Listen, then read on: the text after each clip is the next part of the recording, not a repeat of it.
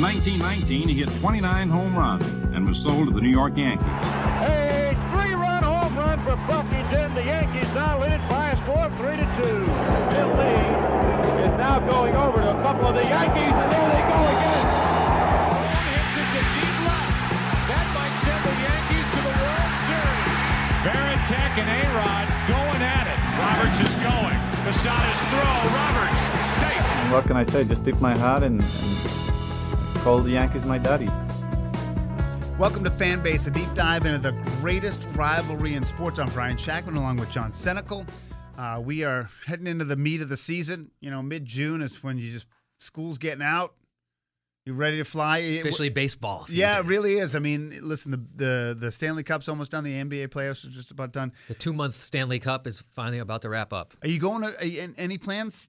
Baseball? To go to Yankee Stadium? I don't know yet. The youth baseball schedule is going to crank up this weekend, so I'm going to try to get 90 down games this summer. How many games between the two boys are you going to have? Probably close to that. Yeah, that's crazy. A lot, yeah, if not more. But yeah, it should be interesting. But we'll be going a lot of different directions because the boys are going to be all over the place in tournaments and stuff. So we won't be able to watch them together, which will be like the first time that's happened. So listen, when it comes to the Red Sox and the Yankees and Major League Baseball, I'm going to start with my issues, okay? And issues. Yeah, multiple. I mean, listen, I'm not talking about the Red. We all know that they're not a great team. We know that about the defense, and we know about a bunch of stuff. I mean, listen, they could finish well over 500 and still finish in last place. I'm not talking about that stuff. I'm talking about some specifics. And the specific I want to begin with is the month of May. Michael Walker was National League Pitcher of the Month, and Nathan Eovaldi was American League Pitcher of the Month. And I don't know what the Moneyball crap says, but like, why wouldn't? And Walker was really good for them last year in terms of a consistent workhorse. And Eovaldi was. People loved Nathan. They loved him. His teammates, the fans. I still don't really understand. Maybe the market overpaid. I mean, Texas overpaid for everybody, but with you looking at it from your perspective, it really angers me that they didn't keep at least one of those two. And I really think based on budget-wise, they could have kept both of them. And from your perspective, knowing what pitching challenges can be, on the Yankee side, I mean, how do you view that? Well, here's my take on the two of them. I think the Red Sox got scared away by the miles on the tires. They both are 10-year plus. I think Eovaldi's like on his 13th year and Walker's on his 11th. And we all know Eovaldi's injury history. So my guess is the Sox just balked at that. They were nervous that, Eovaldi was going to get a multi-year deal. We know that just coming off what he did. Walker, I believe, is on a 1-year deal with the Padres. So he probably could have came back to the Red Sox on a 1-year deal. But we knew Eovaldi was going to go. And, of course, Texas overpays for everybody. Yeah. But 3 years for $63 million. I mean, at the market rate. Sound terrible. At the market rate, that's not bad. In 3 years, you figure if you get at least 1.5 of Eovaldi if he gets hurt. I mean, I think it's all an injury thing. I think the Red Sox were scared off. They just made a cost-benefit analysis, and they'll say, okay, let him have a day, but we'll see what happens in year 2 or whatever. But that's sort of my point, too, is that, like, waiting for year 2, like, we're going to be waiting for Godot. I mean, it's going to be like that if we continue to be convinced that we're sort of taking some pain in the near term for long-term success. If we're sitting here in 3 years and we're looking at an Astros-type window that's going to be a 3 to 5 year window to win, then I won't complain. But I don't see it, which leads me to point number 2. My dad, my 84-year-old father, he doesn't swear very often, but he drops the F-bomb when talking about Tristan Casas. He thinks he is the worst. And I said, well, what is it, Dad? Because he can't, he can't hit the ball. And he's like, Brian, he doesn't even swing, and it's interesting because he tore it up in the Olympics. Remember that? He was the most electrifying hitter for Team USA in the Olympics. And I'm like, this guy. And then Dahlbeck was struggling, and we're like, are we going to get Casas? He wasn't even on Team USA, was he? Or whatever team he was on. Yeah. I mean, he crushed it I'm pretty sure it was the Olympics, but maybe. Well, it's weird that you say he's not swinging because when he does swing, he strikes out like a third of the time. Right, and the thing is, he's batting 191 in his first full season, and in his truncated season a year ago, he batted under 200, and so we're now looking at over 200 at bats in the majors, and he's batting under 200 with, in terms of strikeouts, he's got, I don't know, 75, as of Tuesday, 75 strikeouts in about 225 at-bats. And so my point is, like, and then Bobby Dalbec, who really struggled, right? Listen to me. I'm talking to you. He's batting 300 with 14 home runs in AAA. And so maybe Bobby Dalbec, maybe both of these guys are 4A players. Maybe they're too good for AAA and not enough for the majors. But again, my question to people listening is, like, when do you send the guy down to prove that? Like, they said, like, Jarren Duran's been struggling lately, but you know what? He sucked at the beginning. They sent him down. He figured it out. They called him back up. He did well. Why does Casas get like a season-long pass? So you want Casas to go down and Dalbec to come up and take his spot? Just give him a look. I don't see why they wouldn't. I mean, Casas is 23 years old. He can go down to the minors. I mean, it's the same thing. Is he that fragile an ego? I mean, they did it to Duran. He was supposed to be the next big thing at one point. I don't know. I just feel, and Dalbec, and again, we'll find out, because the truth is, if he's batting 300 with 14 home runs, you know, he's basically got 150 at-bats, and he's batting over 300. AAA is just such a different slice of the pie. It is, though, but if he comes up and sucks, then you know he's never going to make it. I mean, Joe Adell got like 17 home runs in AAA, and he's been the Angels' top prospect for 9 years. I know, but, you know, maybe he's got something figured out. I don't even know. I'm not even saying it's a long-term solution, but let the kid, the younger kid, right, we're talking like 23 versus 27, let the younger kid go down, eat a little humble pie, figure out how to hit. And if Dalbec, maybe he figures it out, or maybe he figures it out for a month. I'm really frustrated, and my dad's got me going. I mean, I looked inside, I lifted the hood on Tristan Casas, and it's a disaster. I mean, it is brutal. Which segues into what I want to talk about with you, which is Volpe, because he's another guy. So Casas has 5 home runs, and he's batting 197.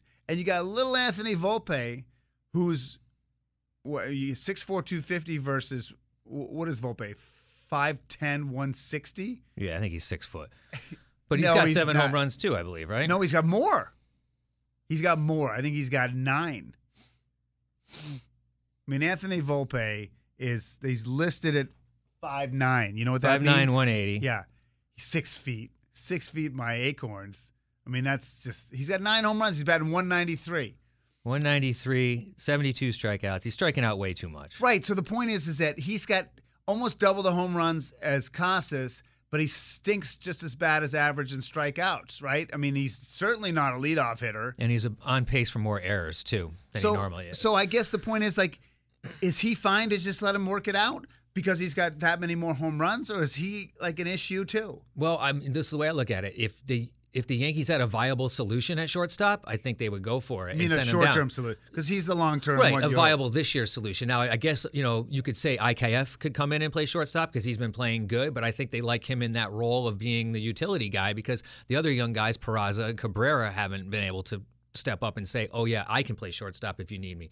So maybe because they can't hit? They haven't been hitting. Well, he doesn't hit either outside of the home but runs. He's also the guy that they want for long term. Right. So maybe have him stay there and work on figuring it out there and not mess with his head. I mean, like we talked about this already once. I don't think it messes with Anthony Volpe's head if he goes down because he's young. He's a big prospect. He knows he'll be back as long as he does his job. Well, the same with Casas then, right? I mean, you would assume. I would assume, right? But like what you just said with Dalbec, he's tearing it up in AAA. Bring him up. If he's not, then you know what you got, right? Because he's had his chance. A lot of exactly. So maybe that's level. what they need to do with Volpe and Casas. But at this stage of the game, maybe the Yankees need to look outside the organization and try to find like a Jose Iglesias who's ripping it up in AAA. It's like winning the Player of the Week every week, and the guy should not be in the minors. And somehow he's in the San Diego Padres organization who has everybody. Yeah.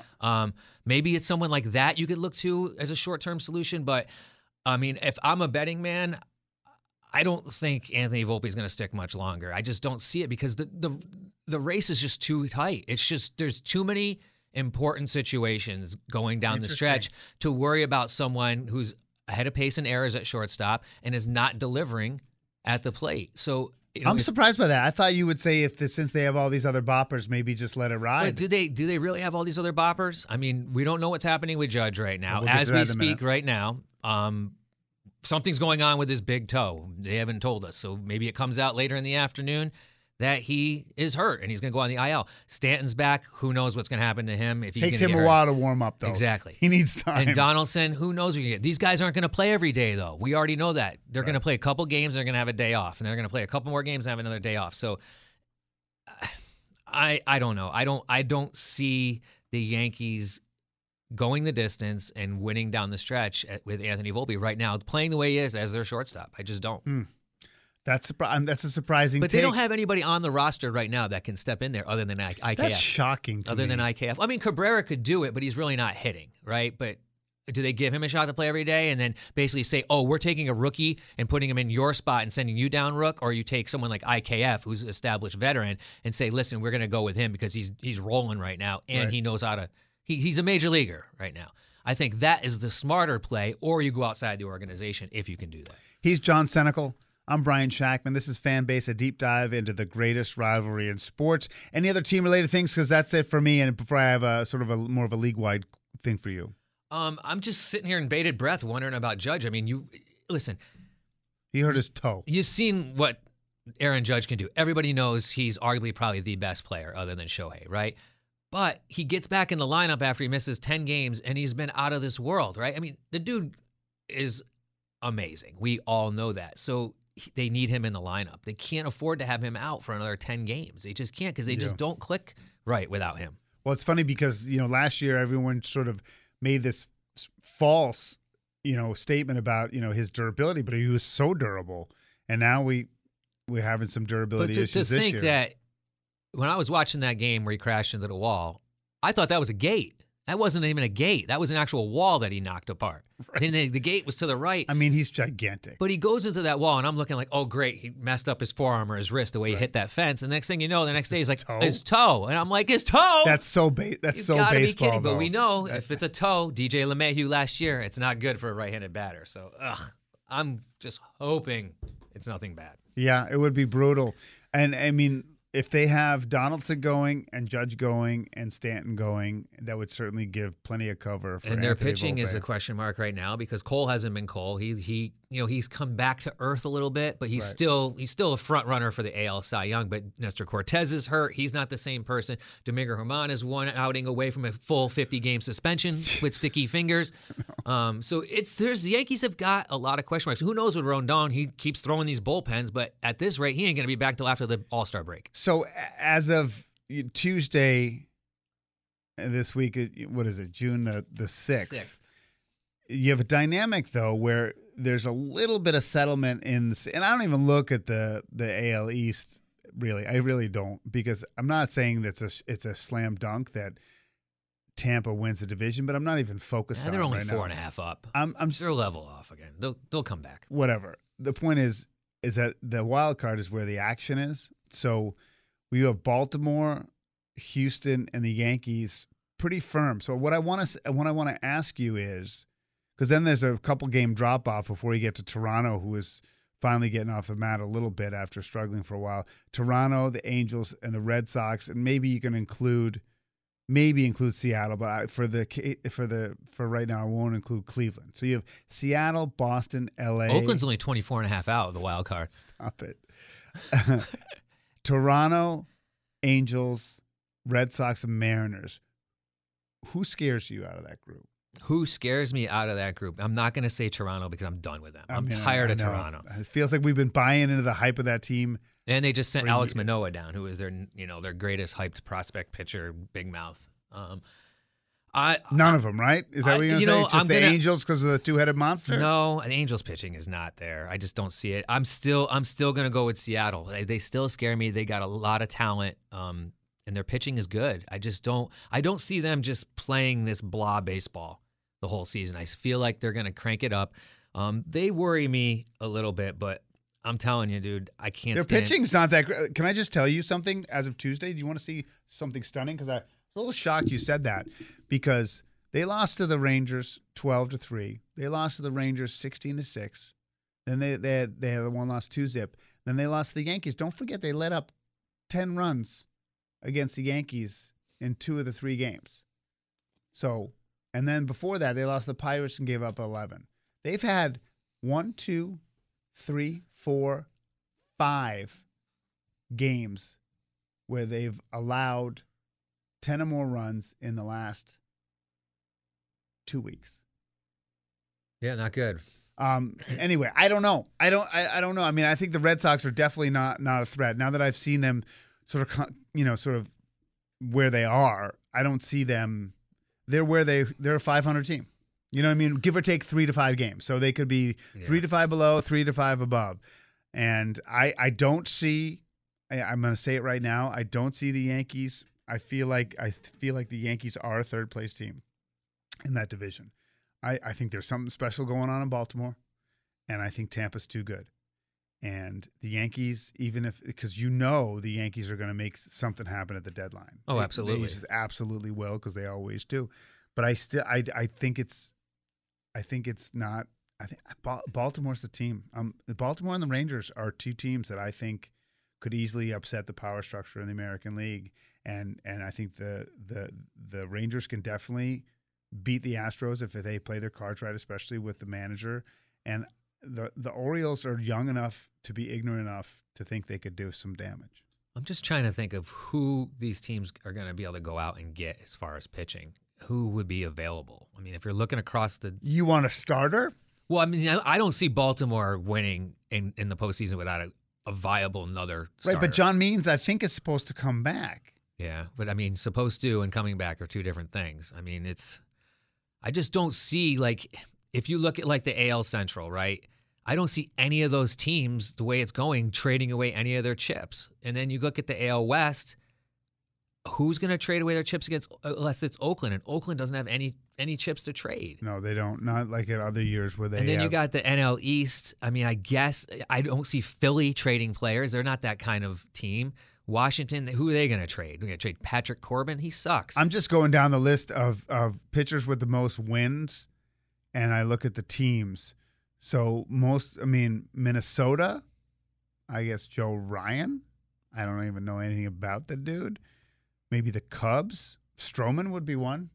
I mean, the White Sox. I would say Stroman is probably your biggest chip. I love that guy. I mean, he's got the fire. He's got the intensity. The Cubs are 6 out. I mean, he's only on a 1-year deal too, so he's going to want to sign somewhere. But he's a great rental. He's a really good rental. So there's your name, and then maybe because I would have said Corbin Burns in Milwaukee, but Milwaukee's a half game out, and he had that strife at the beginning of the season with his contract and stuff. But he hasn't been pitching as great as he thought. But Rich Hill, no one wants Rich Hill. I mean, I guess he knows how to pitch, but is he going to win for you in October?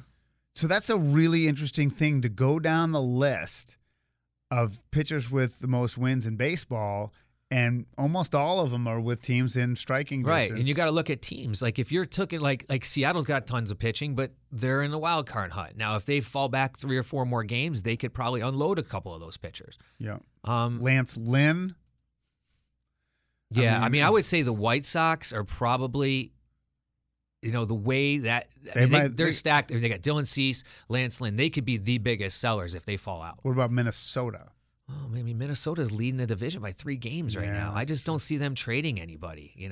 That's true. They're I don't think of them as a first place team, but they are.